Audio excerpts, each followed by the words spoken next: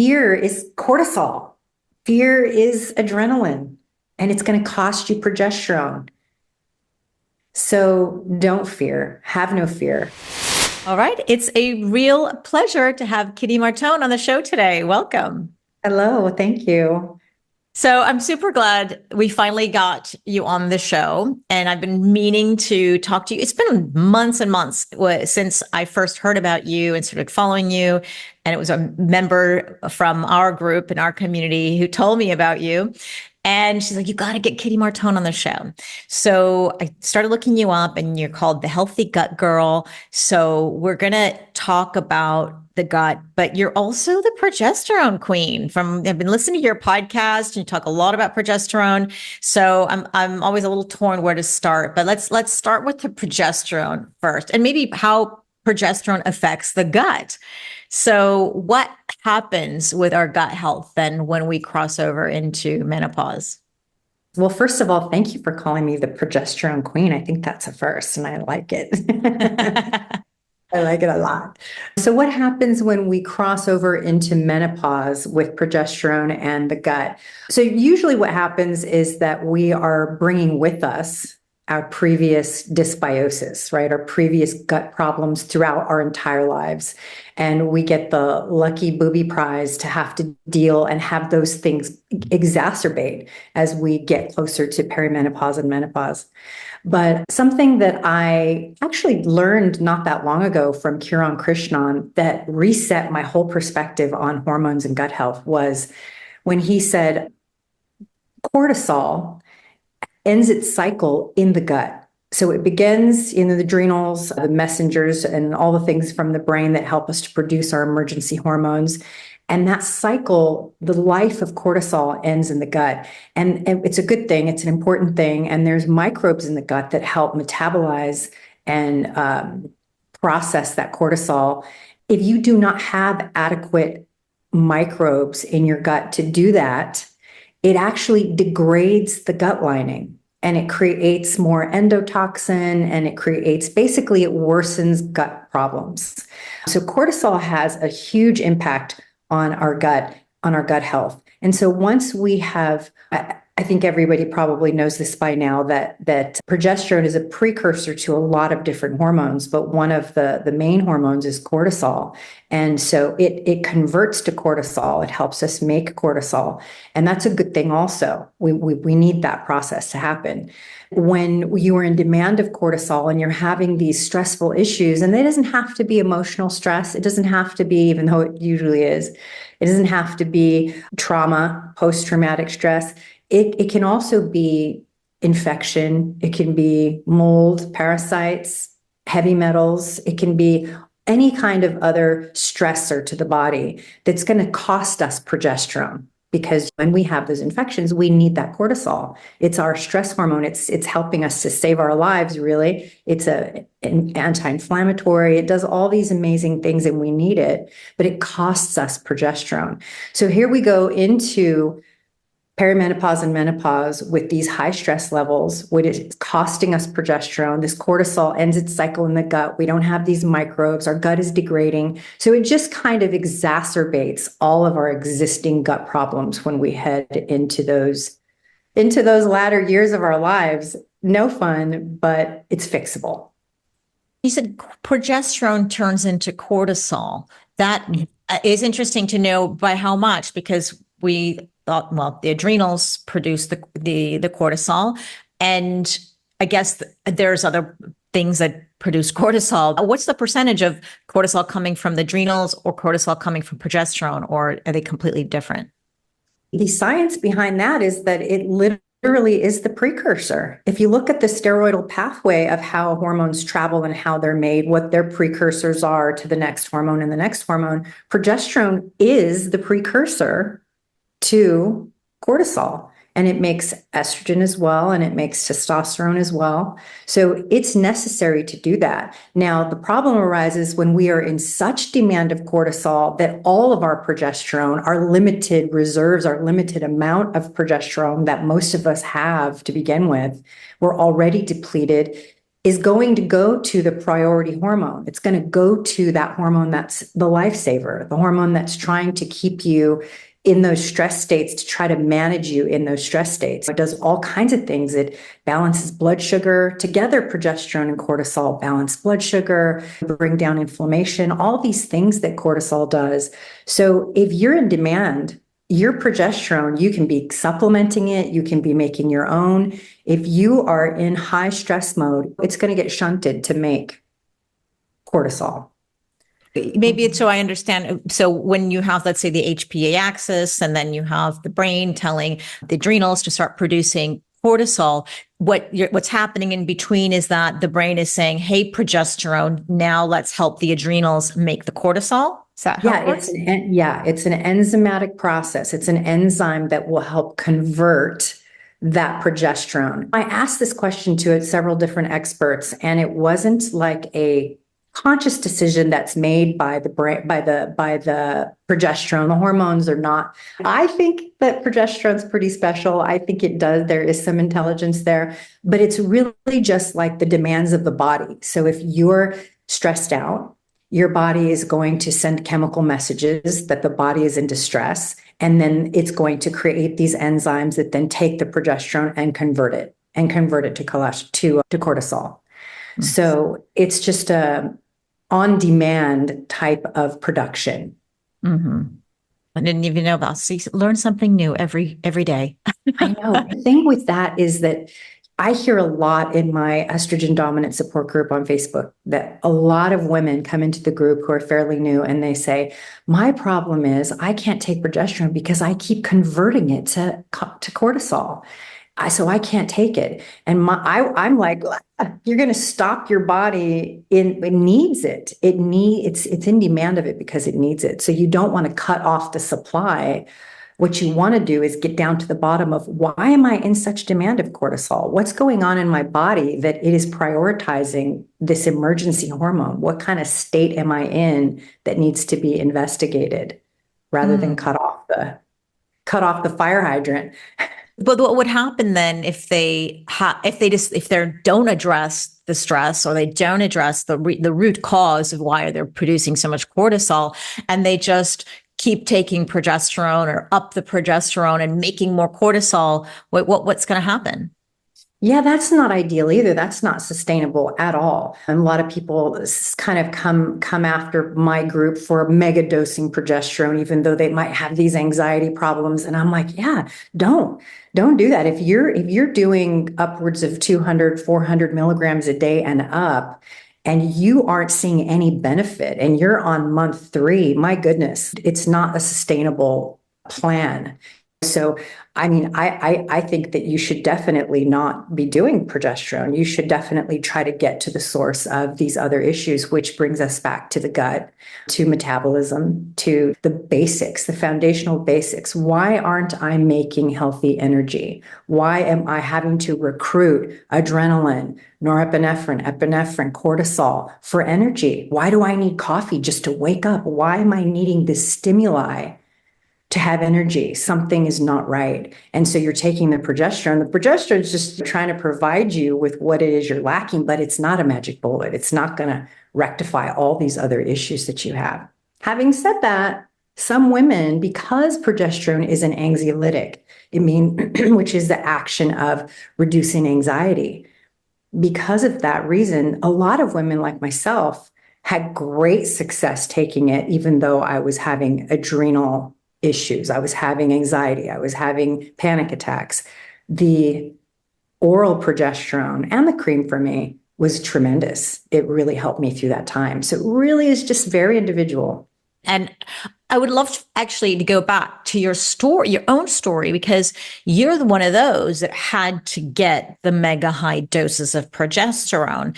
And again, just to reiterate what you said, is everyone's different. Some people do, some people don't. So how did you make that decision to go higher, even when you're feeling bad, afraid that you're going to get worse, and you increase the dosage, and you eventually increased it until you felt better? But share us the story, how that went. Honestly, just God sent to me Ray White, who was the creator of the progesterone therapy website. And she is passed now. She was out of Australia maybe, or New Zealand. And she was just a citizen scientist like a bunch of us, a citizen researcher. And she started this website about progesterone. And basically her whole theory was that there are absorption issues for some women. So I was at the end of my rope. I had done everything, and I was already a healthy gut girl. So I had done years of gut work. I had done years of cleanses and all the things, everything, literally. And I was still not able to carry a pregnancy. I was still bleeding for an entire month at a time for my period, just over and over and over. I was in need. I still had a lot of major issues, but I was at the end. I couldn't, the next thing was a hysterectomy and probably SSRIs. That would have been the next. And I just couldn't do that. I knew there had to be some godly design that I could access, something that God designed my body. I'm going to access what this healing magic is. And I came across Ray White's website, and it was progesterone therapy. And it was basically, she would just keep saying things, raise the dose until your symptoms subside. And that's usually daily and not cyclical. You're not cycling the progesterone.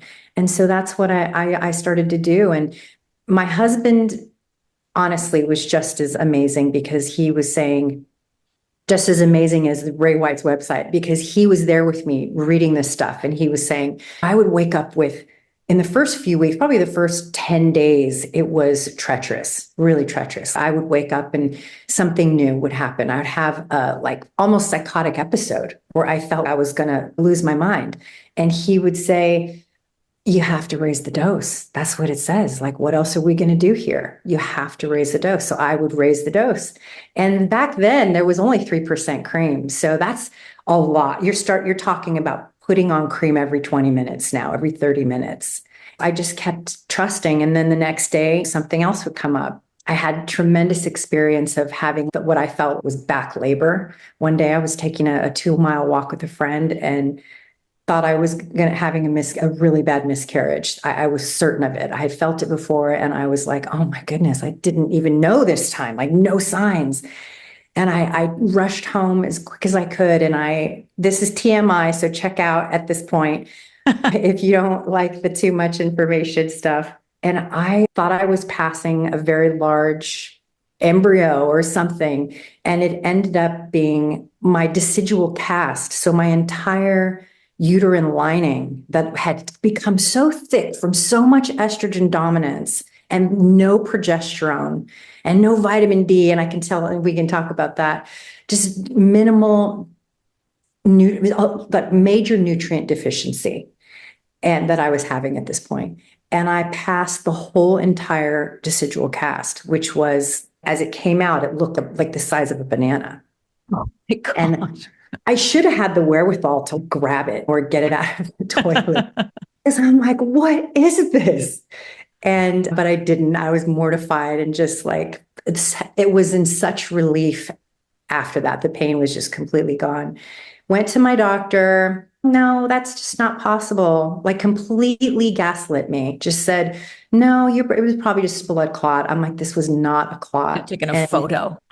Totally. And since then, I've talked to several gynecologists who are like instantly said to me, no, that's your decidual cast. You pass the lining of your uterus. It's totally not common, but it's not unusual. It's not So like you were on estradiol for a long time without the progesterone?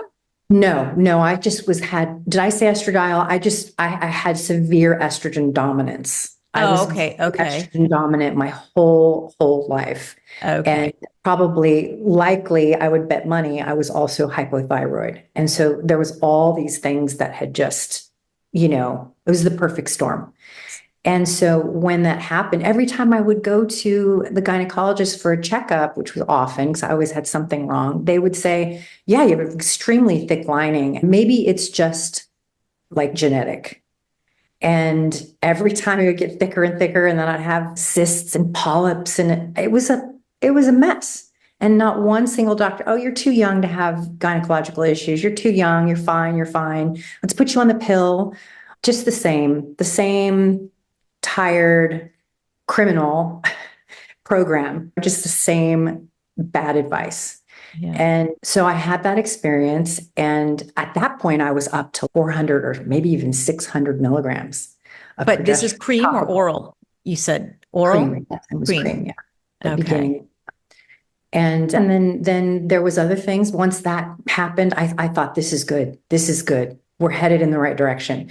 And then I started to get this newfound faith, even though there were still other things that were still lingering. I always say that with progesterone, especially if you've been estrogen dominant your whole life, it's not just take progesterone and it's just this line of progress up.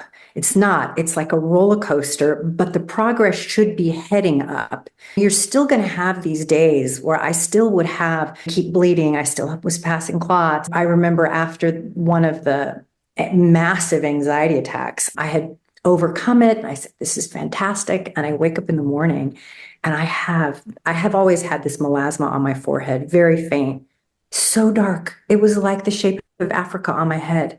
And I just started crying. I mean, that's so vain after everything I had just been through and passing that banana-sized thing and all this stuff. The thing that dropped me to my knees was my vanity. I was like, I just cried and said, honey, I can't do this anymore. I can't. And he's like, raise the dose. Raise the dose. So I started rubbing the cream into my melasma. Within 10 days, I had no melasma. I had nothing. You can't even see anything now. So I'm not saying that this is program and the protocol for everybody, because a lot of women try progesterone on their melasma and it doesn't work for whatever reason. But that was my experience. And a lot of other women that I know, that was their experience. So it was just dramatic. By month 3, I had totally stabilized. I was at 800 milligrams and I was still ovulating. Imagine, I was still having a period, but it was normal. I was like, this is how the other half lives. What? I had a 3-day, 4-day period. It was phenomenal. I was able to still go exercise and it was tremendous. And I was so happy. And I thought for sure I was going to get pregnant. I just felt strong at that point. And I was just already in my mid 40s and it was just already starting to dwindle for me. And I think there were other things, the thyroid component that kept me from actually carrying on. I was able to get pregnant. I just couldn't stay pregnant.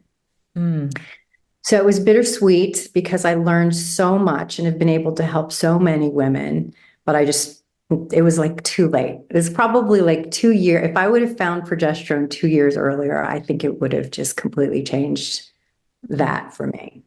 It sounded like your husband was the one who kept going, who kept inspiring you, because pushing you to get through this and perhaps go, because every time like you said, it's almost like a little bit of a roller coaster, but on the way up, you're feeling good. You're like, this is the way. And then you feel bad again. And then when you're in that low and you're told to take more progesterone, I can imagine how difficult that would have been. And I don't know if you would have done it without your husband saying up the progesterone.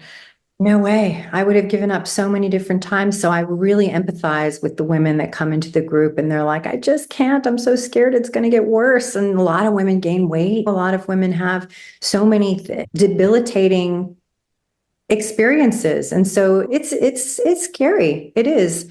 But I learned so much because of it. I learned how we can avoid those things. I learned how you can avoid, first of all, 800 milligrams, that's expensive. And look, I sell progesterone and I still don't want you to be using 800. Some women are taking 2,000 milligrams. Now, here's the thing.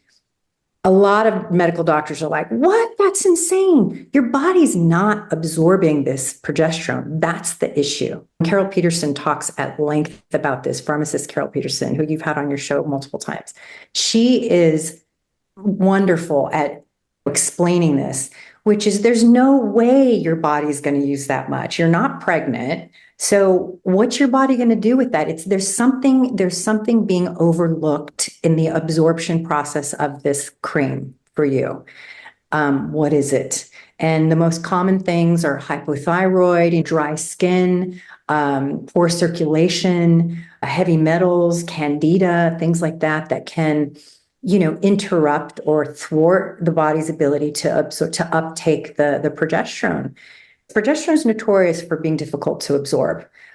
So it's not unusual. But what people misunderstand is you're not using 2000 milligrams. You're not using 800. You're lucky if you're using 20%, 10% of that, maybe. That's the thing with high doses. Yeah. And you never thought of taking an oral? Because a lot of women don't absorb well the cream and then they move on to the oral. It was never offered to me. I nothing short of begged, and I walk in with my NatPro at the time, which was Ray White's product. The progesterone therapy website sells NatPro, which is still a fantastic product, very pure, very clean. I love it still. And I would bring it in.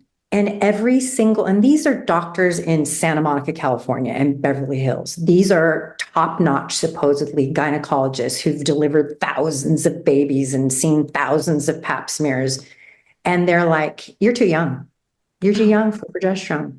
They would say, you're not pregnant. So we only give progesterone to women who have issues getting pregnant, and then they take it through injection for the first trimester. Does that make any sense? I mean, I clearly am not. And they were only taking blood labs, which is only going to be a very small window into your hormone values. So it was just, no one was offering it to me. And when I finally was able to get it, I was already almost in menopause. And I loved it. I loved it. I was able to take 200 milligrams. It would help me sleep, minus the dyes and the crap that's in it, the peanut oil and whatnot. I love progesterone in every form. It's always been good to me. It's always made a difference in my health for sure. When you're taking higher doses of progesterone, doesn't it shut off the estrogen receptors? I've heard so many things about this. I have not seen any really compelling data to show that that's what it does. What progesterone does is it opposes it, right? It opposes estrogen. That's its job. Progesterone is, I always say, is the lion tamer, and estrogen is the lion. If you don't have estrogen, it's not going to deplete you further if you have low levels of estrogen. In fact, again, it's a precursor to making estrogen, which I think our bodies are in such demand of progesterone that I very seriously doubt many women have the capacity to make estrogen from their progesterone, because your progesterone is being shunted to make so many, like the cortisol, for example, is needed in so many other ways in the body that I just don't think that it's making estrogen. And it only does so if needed. So it's not just going to convert the way testosterone can convert to estrogen. It's not just going to randomly do that. It's going to do it because it's needed. Whereas the thing that drives conversion of testosterone to estrogen is usually inflammation, and it creates this enzyme once again that helps that conversion.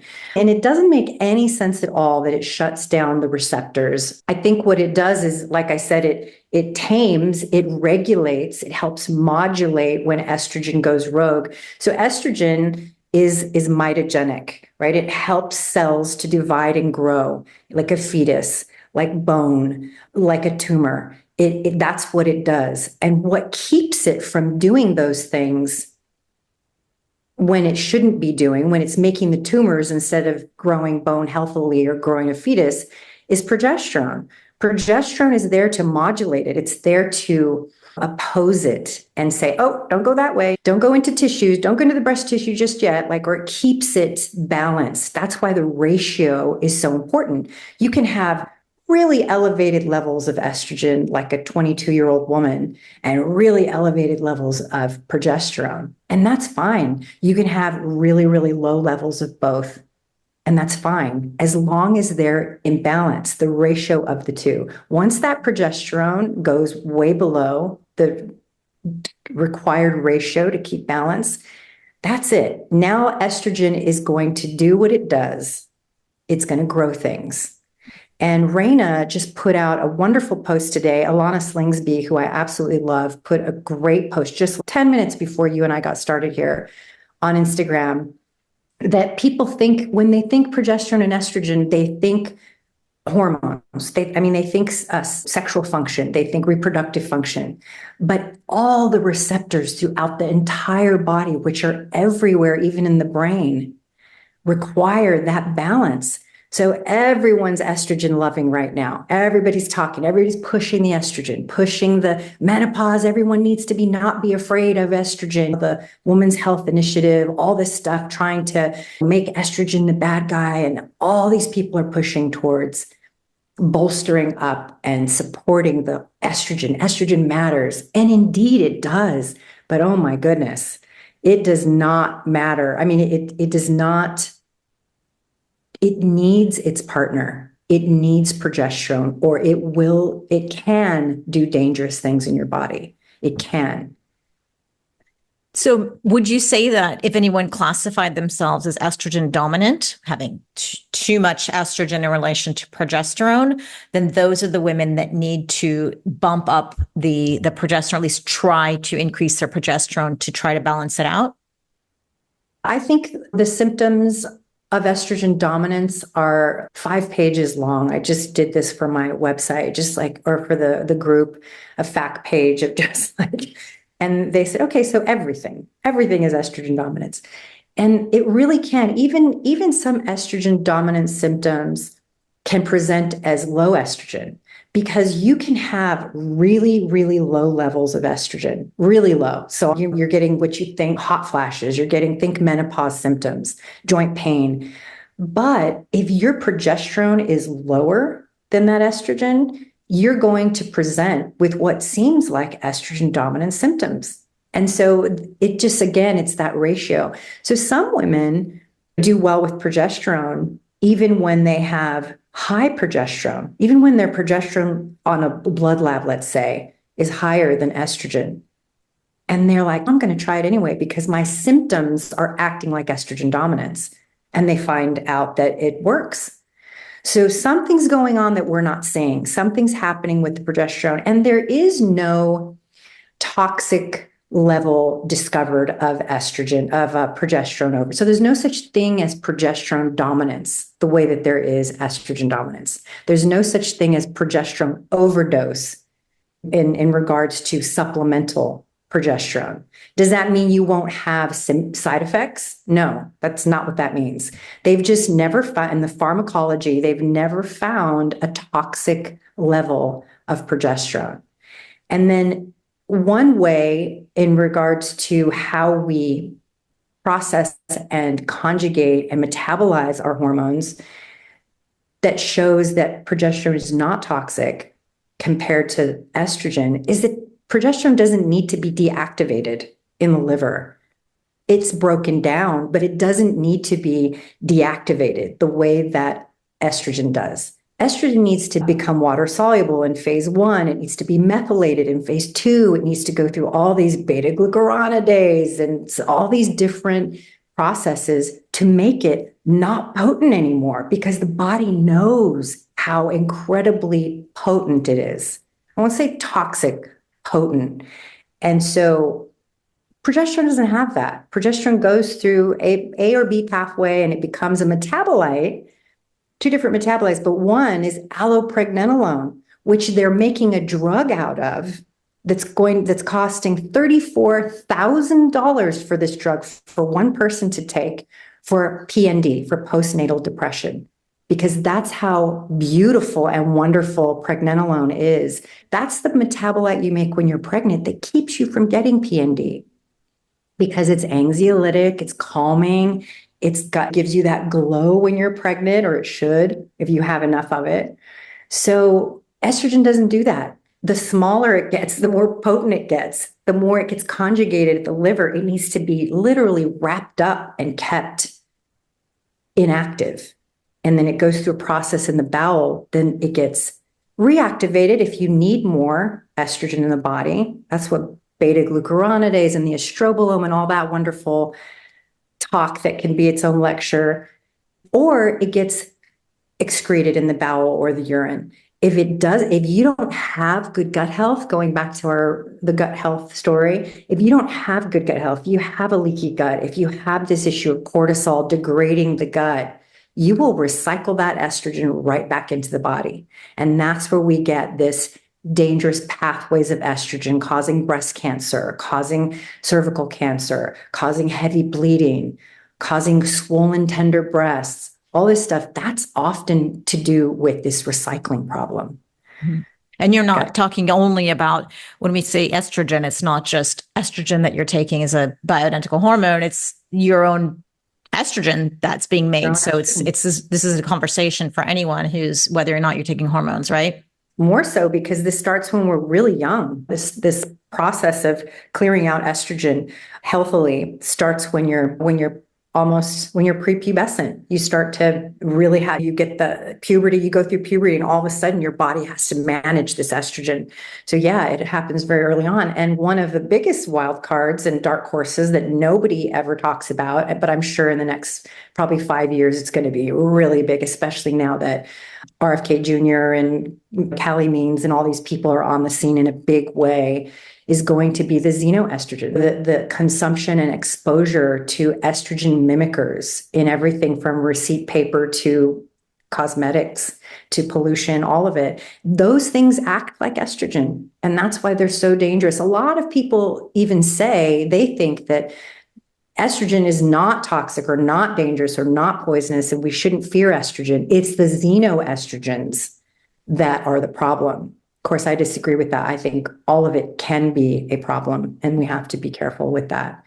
But the xenoestrogens are and you can't test for xenoestrogens on a hormone lab. So we don't know what that ratio really is. So your doctor's like, yeah, you're fine. Your blood labs, your estrogen looks good, your progesterone looks good. Meanwhile, you're having massive estrogen dominant symptoms. And you're like, okay, well, I'm fine then, I guess. Come to find out, it's this xenoestrogen burden that you have that if you could see it would probably make you extremely estrogen dominant. So that would be amazing to have a test of xenoestrogens, because then you just filter it all out, maybe one day in the future. But want to mention, when you're talking about progesterone, doesn't have any of those, there's no overdoing the progesterone. We're talking about bioidentical progesterone, because when you think about the WHI study using progestins, and it was the arm that used the progestin that caused the breast cancer, and et cetera, et cetera. We're not talking about those progestins, because I think people can get really confused, especially if they're just starting out listening. Progesterone, isn't it the same? So what you're saying is, when we're talking, because we didn't really say, we're talking about bioidentical progesterone, right? Not the synthetics. Right. I'll also say that when I said there's no test for pesticides, there is for xenoestrogens. There, you can test in urine and you can test in blood, but it's not the same test as a hormone lab. So you're not going to see them come up as a hormone in a hormone lab. But progestin, so that's such a, probably one of the most, probably the biggest disservice done to women's health, probably ever. Top 5 easily, maybe even first place, is conflating progesterone and progestins. When they discovered progestins, they decided that, wow, these are just like the progesterone your body makes, but it's pharmaceutical and it's synthetic and cool. And then they started to realize all of the major ramifications of one molecule difference between progestin and progesterone. And that couldn't be that big of a deal. No, we're talking the difference between being able to give a pregnant woman making 1,800 milligrams of progesterone a day herself. But if you give her progesterone, it could cause birth defect. Progestin, it'll cause birth defects. Or the difference between preventing thrombosis versus getting thrombosis. These are night and day. This is black and white. This is totally not the same as the progesterone your body makes. And that would be all of the progestins and progestogens that are in medicated birth control, in everything like Plan B, the mini pill, Mirena coil, and Yaz, all the birth control medications. Those are all progestins, and they're nothing. They do similar things. They do have some qualities that protect the uterus from cancer while causing potentially breast cancer. How they made that okay in their, when they decided to start giving it to women, I don't know. But so the very big difference between bioidentical progesterone and the progesterone our bodies make and So if progesterone. anybody's listening now and they're all confused and we're trying to clear it up a little bit, because I still get women to me regularly saying their doctor says, no, we're not going to give you hormones. It causes cancer. It causes problems. And well, there you go. This is Yeah. where we want to clear some of that confusion. You go to your doctor, you ask for bioidentical hormones. And if they don't know what it is, and this has happened where I've worked with some women and they're like, no, the doctor says he doesn't know what bioidentical hormones are. So it's like, well, now it's time to go find a new doctor because Yeah. maybe he's right. Because what he's saying is right if you're talking about the synthetic stuff. So it's not like your doctor's wrong. It's just they don't understand. They don't know that there are other options out there. Right. And that's what every woman needs to do is study, learn, listen to your podcast, my podcast, read books. And you're going to find out a lot more. And I know it can be overwhelming when you hear this the first time and you just have to hear it over and over and over again. If some of these words that Kitty's mentioned to you are going over your head, it's okay. Right. You just rewind and listen again and it's going to sink in and it'll be fine. It's a journey, and I think it's like it's a blessing and a curse to have access to all of this information. And it's not for everybody. It isn't, but maybe you can find a functional practitioner and I'm telling you, it's going to change. It's going to change. We're on the cusp of big changes where functional practitioners will be covered by insurance, where different people who do think like this and do know these things will be covered by insurance. And so I think that it's on the brink of changing. So if you're not into deep diving into this stuff, don't worry. It's okay. Don't get mad at yourself. Don't feel dumb. It's a lot. It's like, hey, I'm going to learn how to play piano today. Like it literally is like that. It's learning a whole new language, and it's not for everybody. Mm-hmm. So, but there are people that can help you with it all. And there's hope for sure.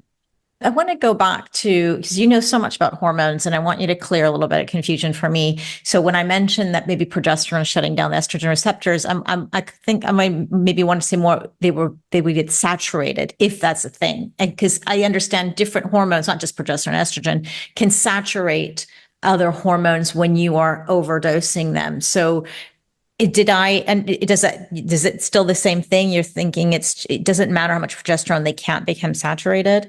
Well, a progesterone receptor, an estrogen receptor won't be utilized by a progesterone molecule.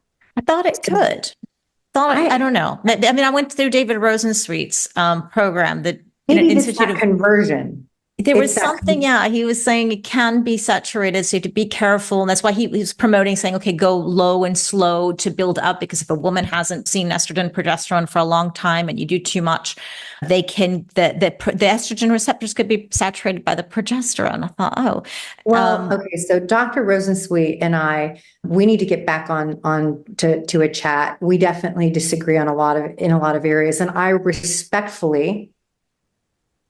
respect his perspective. He went to medical school. I did not. He is a huge proponent for women's health, and he's a fantastic speaker and author. And he helped me tremendously. He managed to get my 24-hour urine. He donated a test. I was doing this whole thing where I took 6 different labs in 24 hours to test my hormones in a 24-hour span, along with steroid tissue analysis to find out how much estrogen is actually in my tissue, what my hormone levels in general were in my tissues. And he was tremendous. He donated the 24-hour urine lab.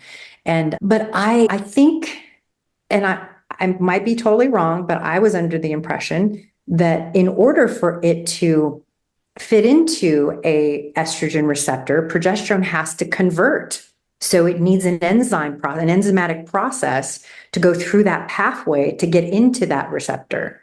So I don't think it just, you put on some cream and it just automatically saturates your body.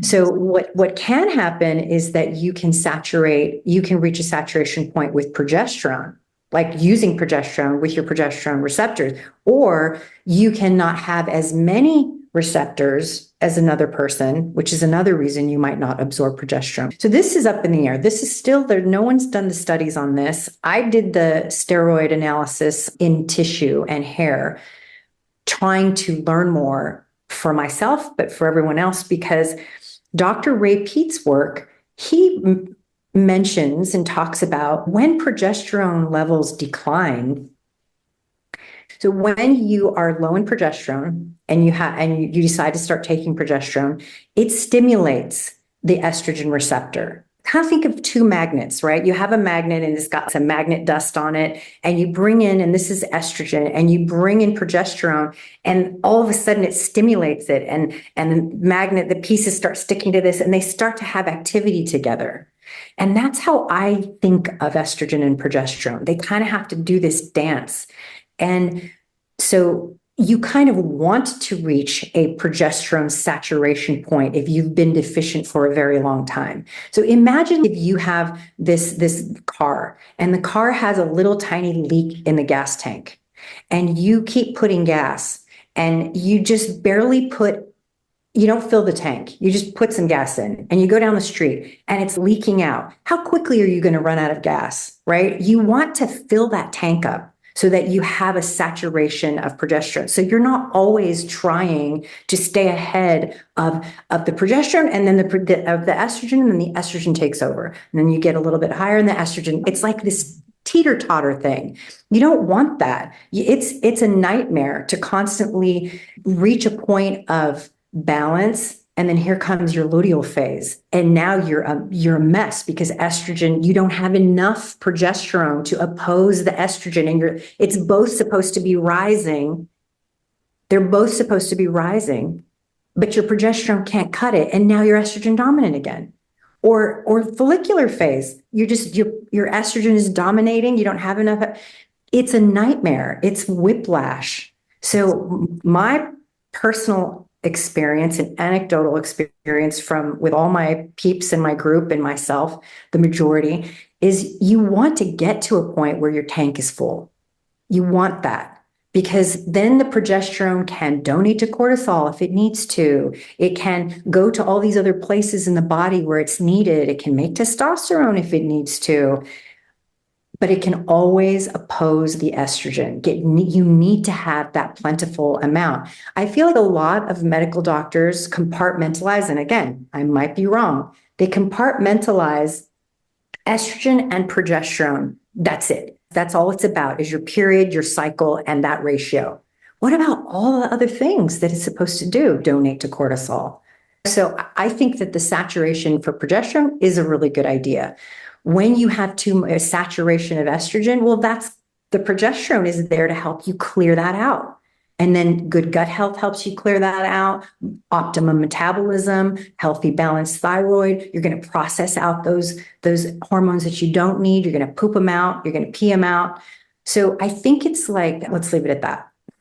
Sorry, Okay. I go off into the weeds. It's good, because it's good to think out loud too and understand this piece, because it's so complex, and I'm no hormone expert. So that's why it's so fascinating. And I think it's always changing. And I think this is something interesting, because I don't know if you've heard of it or not, but Dr. Felice Gersh, I'm sure you follow her. I just interviewed her, and she said, I just came up with some interesting research, and I'm rethinking progesterone. She loves progesterone, and I'm like, what are you talking? What? She said, well, there was a study that was done in 2023, and she said, mind you, it's a small study. Okay, so nothing to freak out about, but it makes her think.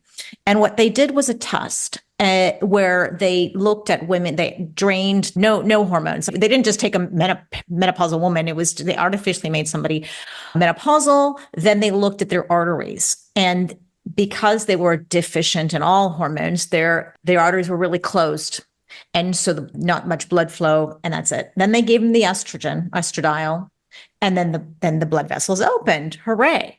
Then they gave them progesterone, and I think it was a 200 milligram oral. And again, don't quote me on this, because she literally just told me. And then the arteries closed up again. And then they did another study. This study was connected to another one, again, a small study. So really, who knows? And she said that replicated the same thing. And instead of oral progesterone, they gave vaginal progesterone. And then the arteries didn't tighten up. They just stayed open. So she said, well, now I've just bought some vaginal progesterone and seeing what's going to happen. I don't know, but it's just something she's thinking. She's not making any statements. She's just curious. So I'm wondering if you saw this study or what you think about it. I thought it was a mouse study, but maybe I'm wrong. But Oh, maybe it was a mouse. It's possible. I don't know. But I'm a huge fan. I'm working on a project right now that's a progesterone awareness campaign. And I've been working on it for probably since I started my group 10 years ago. But now my partner owners, we're starting to store anecdotal experiences and as much data as we can and share all of this information in a way that is meaningful so that we can reach people like Carol Peterson can help and all these other, maybe even Dr. Rosensweet can help. But we were taking oral prometrium capsules, which is prescribed bioidentical progesterone. I think it's Utrogestan in the UK and Cyclogest, I think maybe. We were like, hey, just stick it up your missy. Let's use it vaginally. Let's just go ahead, stick it in your vagina and let's see what happens. I was doing that back when I was cycling and trying to affect my uterus more. I think it makes perfect sense. It makes intuitive sense that it would absorb better there. Maybe not for everyone, but it makes perfect sense. And I think that's so smart. And I love Dr. Gersh. I had her on my show many years ago. I actually went to a conference in Oregon right before, like a couple months before COVID happened, before the lockdowns happened. And she was speaking. It was for Precision Analytical for the Dutch test. And she was there. Dr. Rosensweet was there. There was a bunch of heavy hitters in the business there. And I just went as a journalist and I was sitting there laughing because they were all up there not fighting, but definitely debating because no one could agree on anything because that's how complex hormones are. The best of the best still don't agree. And she's an estrogen lover. And I'm definitely like, I love all hormones, but I'm like, buyer beware. Someone like me, I will take tofu and I will make a cyst out of it. I do bad things with my estrogen. And there's a lot of women out there like me. When I talked to her about my situation, my symptoms off camera, off record, she thought I should try taking estrogen. I couldn't believe she said that. And later on, I did try some estrogen and it happened exactly as I thought it would. It went just exactly as I thought. And same thing with testosterone. I took testosterone and same thing, converted into estrogen and created problems for myself. And not everybody's going to be that way, but who knows who that is? Who knows? So you're like, great, I'm taking this vaginal estradiol and I don't have dryness anymore. It's fantastic. Okay, well, what else is going on? What are you doing with that estrogen? Because it doesn't stay locally. Hormones don't stay locally at the vagina. They do not. They still have to go systemically through the body and go through phase 2 in the liver. So what are you doing with your hormones at phase 2? That's methylation. How many women have the MTHFR? Yeah. What are you doing at phase 2? So it matters what you do with your hormones. And progesterone is that lifeguard. It's that lifeguard that's like, hey, hey, hey, it's not going to do everything. You have to work on the gut. You have to be conscious of what's going on at the thyroid. There's a lot of homework and it's not confusing. Once you see the layout, you're like, okay, I'm eating the right foods. I'm digesting my food. I'm having poops. I'm going at least one healthy one, ideally 2. I'm getting the moderate exercise for my body type. I'm lifting weights that I can manage. I'm not exhausting myself. Once you go through that list of the things that need doing to manage all this, it's not that confusing and hard. It really isn't. You don't have to know about the beta glucuronidase. You don't have to know about that. But those things you do every day, you wake up every day and you have to, what? Eat. Should you be fasting if you're already running on emergency hormones? No way. Not in my opinion. No. That's a whole other podcast. Yeah, no, I'm 100% with you. I'm keeping my mouth shut, but I see it, and not every woman, but most of them that I work with is running on fumes and then fast to try to burn fat. And it doesn't work. And it's really hard to convince them because I think a lot of them in their head is almost their program. I know if I eat instead of fasting, I'm going to gain weight. Sometimes I wonder if it's they're programming that or it's really hard. But when they do eventually, at least the ones that I work with, they take that step. They realize, wow, I feel much better, and then burn the fat and just stop fasting so much. I'm not against fasting. It's just too much. But yeah, that's a whole other discussion. We're so blessed, but we're also, when you have melasma on your forehead, when you have all this extra weight, you can't fit into your clothes that you just bought last month. It's a thing. I hold no judgment with that. My whole thing is just, let's try to get to the foundational basics and make sure all our bases are covered there before we go to the Ozempic, and before we go, even with diabetes, before we go to those unnatural measures. Starving yourself is an unnatural measure. We're not cave people. We're under tremendous amount of different types of stress, and you're already stressed. Sending the signal to your brain that you're not going to eat until 2 o'clock is another form of stress. But I get it. You fit into your jeans and you're like, thank God. Yeah. I know it's like a whole other discussion, but I want to ask you quickly about you said the vaginal estrogen does go systemic. So why do breast cancer patients, their doctors often say, well, just take the vaginal, it's safe, it doesn't go systemic? Because they skipped pharmacology, exogenous metabolism 101. I don't know. I mean, that's one of the, when I started to dig into this stuff, and I don't even have a degree. I barely got out of high school. Like, I couldn't have children. My life changed, and I said, I've got to fix this.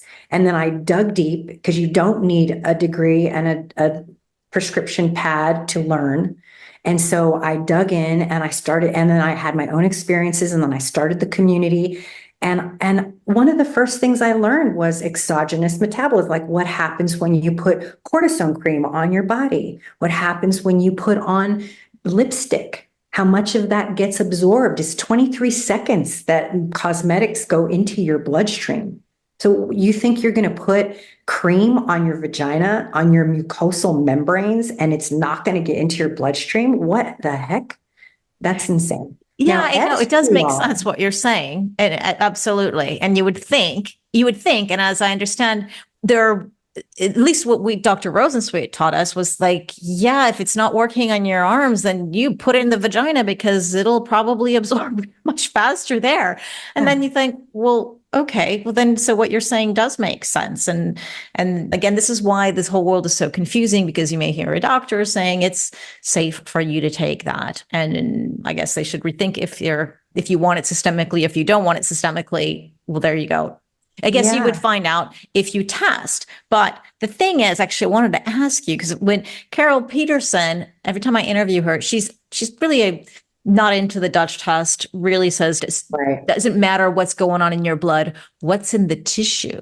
And then you're like, well, what am I going to start measuring my tissue now? And you mentioned you did a tissue analysis. And so can we be testing our hormones through the tissues? I mean, yes. So the Dutch test is dried urine, and it's not good to figure out what your levels are using the Dutch, because it's not going to tell you what your levels are. Where the Dutch shines and other dried urine labs shine with hormones is it shows you what you're doing with your hormones. Remember what I said? I can eat tofu and I'll grow a cyst. You can see that. I can see that I favor the proliferative pathway, right? The pathway that makes things grow. I can see that I prefer that in the Dutch test. I can also see my 24-hour free cortisol. I can see my metabolized cortisol, and that can give me an idea if I might be subclinical hypothyroid. Dutch is brilliant for a lot of things. And I know Carol feels that way about the Dutch, but I think she's referring to levels. People say, oh, I need to know what my estrogen is, and they do a Dutch. That's not. No, but serum, she was kind of down on the serum level too. So it doesn't matter. Serum is a second in time. The minute they take that blood out, and then whatever happens in your day is going to be affected by what you eat, what you think, how you feel. So it's not a good picture either. So the 24-hour urine, which is a wet urine collection, is the gold standard for your levels. And not every doctor will. It also shows metabolites too. It also shows that. And so, but the tissue is I don't know if it's new or it just hasn't caught on yet, but Georgi Dinkoff, who is also a citizen researcher extraordinaire, he also is a pro-metabolic person and a repeat fan. So he studies in that world of balancing metabolism gets you everywhere. And so he started a lab that basically, and they do this there was a study done in China on, I don't know, something like 50 women or 25 women, perimenopausal or menopausal, where they took their hair nail tissue. So they took skin, hair, nail, and they tested it. And 100% of these women who were in menopause had exceedingly high amounts of estrogen in their tissues. Same with me. I took it. I had done Dr. Rosensweet's 24-hour urine. I had done all these tests, blood spot, and they were all low. All of them were extremely low. Any doctor, all those doctors would have put me on estrogen. They would have put me on everything. And the steroid lab, the tissue lab, showed 100 times higher than normal estradiol in my tissues, in those tissues. That's high. I had high progesterone too. Why? Because I was supplementing with cream and it was in there doing its job, keeping me from getting breast cancer likely, or skin cancer, or losing my elasticity. I always wonder, I always just say, that's why my hair is so it's like the nicest part about me is my hair and my boobs. And I'm sure it's because all my hormones are in my hair and my boobs. But, a blessing and a curse once again, because that's also where things can go very wrong, right? In tissue. That's where things grow. So my big thing that I'd love to talk to any and every expert, any chance I get, is this in regards to this World Women's Health Initiative and everything, debunking all the info about estrogen being bad. But when is cancer most common in women, hormonal cancer? Mm-hmm. It's in menopause. That's when most women get hormonally related cancers. Why? Is it because estrogen is depleted? Obviously, they take blood labs and urine labs, and there's no hormones in these women. Yet they've got estrogen receptor positive breast cancer. Why? Because it's retreating. The estrogen is going somewhere. It's going into tissues, while progesterone is going to make cortisol because you're getting older and your stress levels in your body is just your metabolism is slow, your thyroid is down, your progesterone is totally depleted. So the estrogen's like, okay, I guess I better go do what I do, which is go into tissues and grow things. Why isn't that more logical than, no, it's just because we're all out of hormones and you're getting cancer because, I don't know, the receptors are just, there's no answers to that.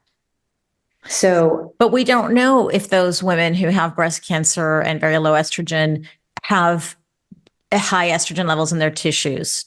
I mean, other than they're growing tumors, but in the breast. So when you would do a tissue analysis, like you did, I don't know, you take it from the breast or other parts of the body? I didn't do skin. I mean, I didn't do biopsies. I just did skin. So I did dried skin from my elbows underneath my breasts. I tried to get dried skin from there. It was very hard. And then I did foot skin. Oh, so would that tell, so then that must be very different, because you could say, well, you show no tissue, very low estrogen in the tissue because you scraped off some dead skin, but perhaps the breasts or some other tissue in the body has high, or would that be complete, or did they just absolutely go hand in hand? No, you have a very, very good.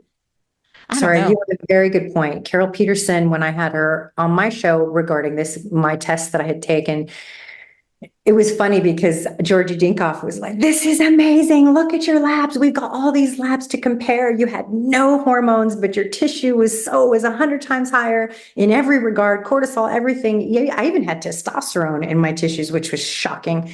And so he was so excited. He's like, this is great. Now we need to do some other women. We need to get a control group and all this stuff. And then I'm talking to Carol, and Carol's like, so you have high estrogen in your skin, hair, and nails.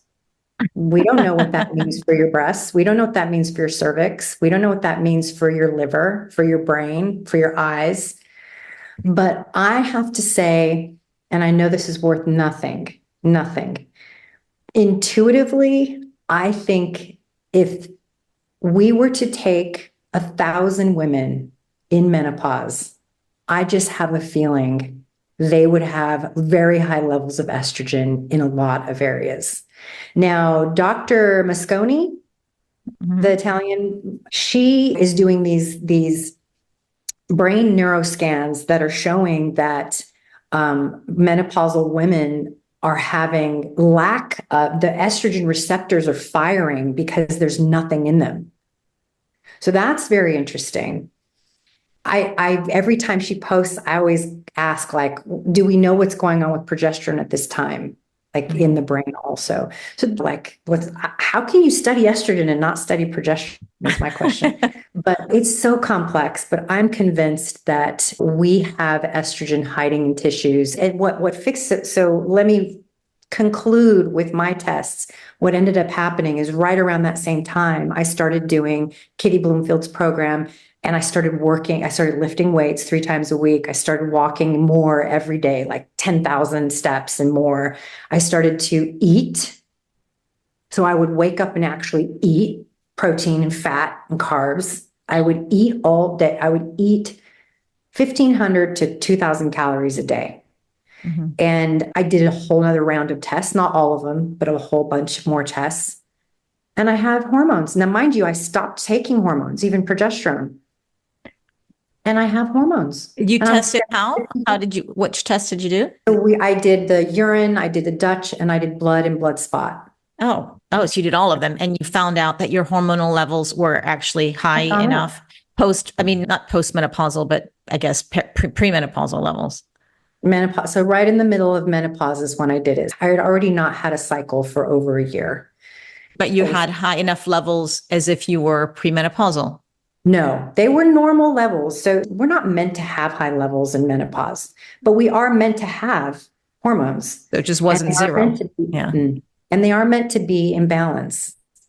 And so I had no night sweats, no histamine responses, no tender breasts, no joint pain, no vaginal discomfort, no insomnia. I was just a normal person that had small amounts of hormones, but all in balance. I still in the blood, because we don't really know what the tissue is doing. If you want to go by the Georgia Dinkoff, right. My guess would be that because I boosted my metabolism, I'm moving those hormones back into circulation, and I'm excreting, and they're going through the motion of what they're supposed to be doing.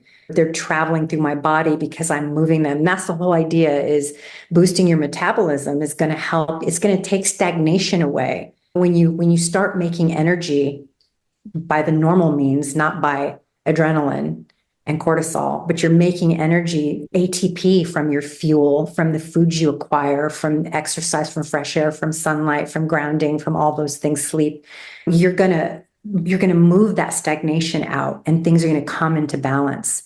And that's what I believe. Is it always going to be that way? I hope so. But I do notice that when I stress out, I start to not be able to sleep through the night. And I start to see things pop up where I'm like, oof. But I won't go to estrogen. I'll go to progesterone first when I go back to it. So you'd say you bring hormones in and out of your life depending on how you're doing, kind of a thing. I also don't recommend that. But I think because I've done it for so long, and I know when I'm in need, I know exactly. I've just done it for so long. Like, especially if you're starting out, do not use hormones as needed. Definitely don't. Mm-hmm. You should be consistent with your routine, with your regimen, the protocol that you are most asymptomatic from, you feel the best on, and stick with that. And you might have a couple of bad days, and a lot of women will just stop taking their hormones because they've had a couple of bad days. They say, oh, this progesterone's giving me whatever, and then they'll quit. And so those are the kind of results they'll get back and forth. Super interesting. No, I loved hearing your story. And again, this is just proof that we're all different. We all need our own N of 1 experiment. Of course, when beginning, work with your doctor, and then and then to do Kitty 2.0 level once you've reached comfort. And you've been doing this for years and years and years in your body. And I think what you said, I think one of the most important things is to have that foundation. We cannot expect the best of our hormones if we don't get the exercise and the nutrition and the sleep, the stress management, the community, the purpose, like all that stuff is for me, biohacking 101 foundation. That's what biohacking is. And we start with that. And then after that, you can add on. But that's so important. So I'm glad you mentioned that, because it's something when we talk about hormones, and even when I talk to doctors and we're all talking about hormones and this and that, they sound like a miracle. They really do. So it's like, oh, I can just pop this and I'm going to feel good. Well, no, what we just didn't have time to talk about in the whole episode was all the foundation, which we all know what to do, but you can get glossed over, and people want to just go to the second level of the biohacking and cut to the chase, right?